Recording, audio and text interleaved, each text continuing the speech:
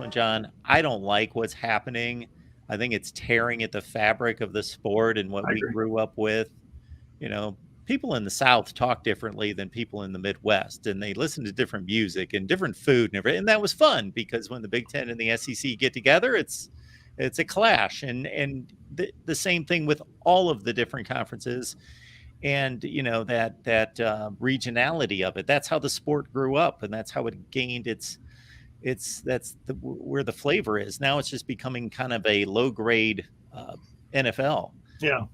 But the matchups, I got to admit, to think about some of these matchups that we never see and probably will never see, the way these teams schedule out of conference and only will play one good team outside of the conference. So it takes a million years to cycle through everyone. And, to think like Michigan and LSU have never played, that's kind of crazy to me to think. Been playing football for 100 years and two of the best football schools have never played. So to think about some of these matchups and the locations and the sites, that is intriguing.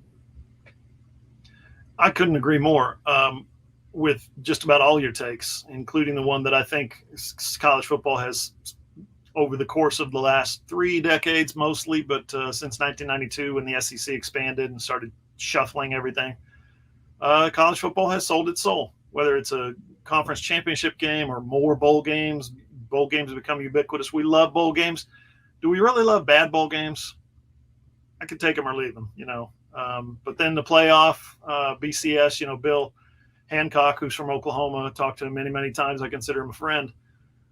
One of the things he told me early on in the BCS situation was, we're not going to bracket creep this thing where the bracket just gets bigger and bigger and bigger. That's the thing we would be afraid of if we ever went to a playoff. Well, they went to a playoff, and he told me bracket creep is okay. And that's just, when TV networks start floating those dollars out there in the amounts that they have, bracket creep suddenly becomes okay. And now you've got not that there's anything that anybody's going to hate about it, but it has evolved to the point where you have a 12-team playoff, and now you're trying to figure out, wait a minute, who's going to be in this 12-team playoff? Yeah, absolutely.